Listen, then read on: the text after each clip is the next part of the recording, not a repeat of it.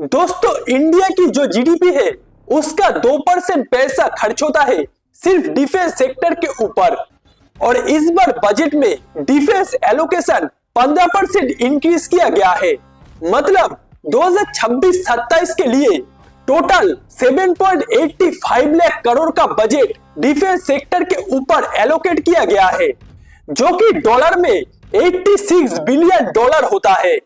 और दूसरी चीज, एक तरफ इंडिया ने अपना डिफेंस बजट बढ़ाया है और दूसरी तरफ इंडिया ने इंपोर्ट बैन करके रखा है थाउजेंड ऑफ मिलिट्री आइटम्स के ऊपर, जिससे आत्मनिर्भर भारत बढ़े, यानी कि make in India defence sector के अंदर भी शुरू हो जाए।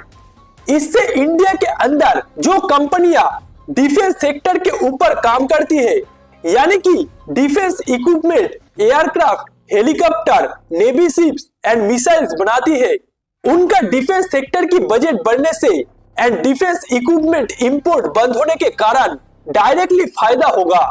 इसीलिए आज की इस वीडियो में हम बात करेंगे टॉप 10 डिफेंस स्टॉक्स के बारे में, जिनको इंडिया की डिफेंस बजट बढ़ने से and defence equipment import ban होने से सबसे ज्यादा फायदा होगा। इन सब कंपनियों के बारे में ही आज की इस वीडियो में हम बात करेंगे, इसीलिए जरूर इस वीडियो को एंड तक देखिएगा। हमारी आज की इस लिस्ट में सबसे पहला जो कंपनी है वो है भारत इलेक्ट्रॉनिक्स। ये कंपनी इलेक्ट्रॉनिक्स इक्विपमेंट जैसे कि radar system and communication system के अंदर लीडर है। 2024-25 के फाइनेंशियल ईयर में इस कंपनी ने टोटल 23,770 करोड़ का रेवेन्यू जनरेट किया है। आज की इस वीडियो में हमारी दूसरी जो कंपनी है वो है भारत डायनामिक्स लिमिटेड। ये company guided missile system and under water weapon यानी कि टॉर्पेडो बनाती है। 2024-25 के फाइनेंशियल ईयर में इस कंपनी ने टोटल 3,345 करोड़ का रेवेन्यू जनरेट किया था। आज की इस वीडियो में हमारी तीसरी जो कंपनी है वो है माजागोन डॉकशिप बिल्डर्स। इस कंपनी को इंडियन नेवी का बैकबोन भी कहा जाता है, जो कि इंडियन नेवी के लिए वॉरशिप्स एंड सबमरीन बनाती है। इस कंपनी ने 2024-25 के फाइनेंशियल ईयर में टोटल 10,775 करोड़ का रेवेन्यू जनरेट किया था। हमारी चौथी कंपनी है कोचिन शिपयार्ड्स।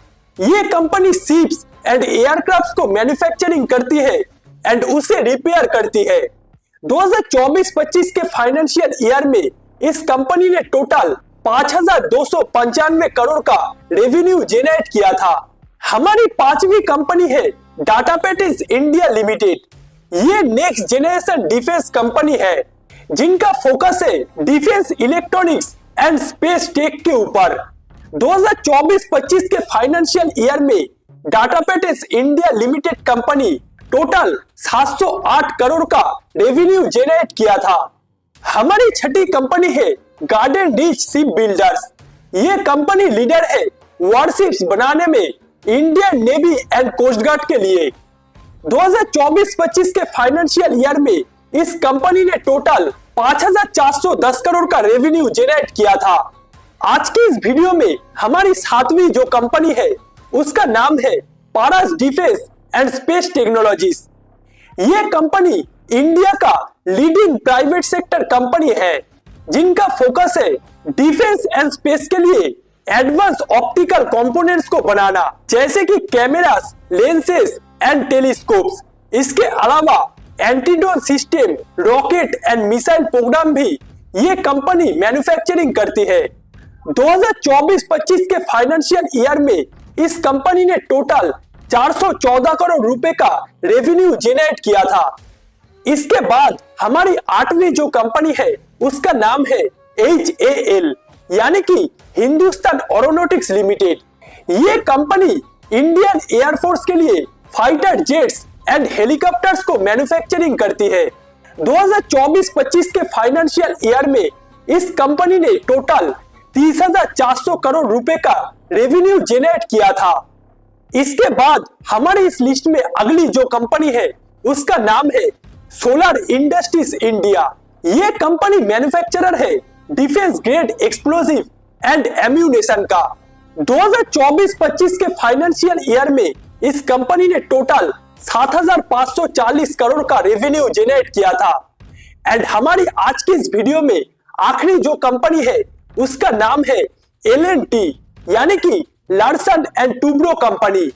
ये इंडिया की leading defence equipment manufacturing company है जो कि मिसाइल्स, सबमरीन्स एंड आर्मी के लिए इंजीनियरिंग प्रोजेक्ट्स के ऊपर काम करती है।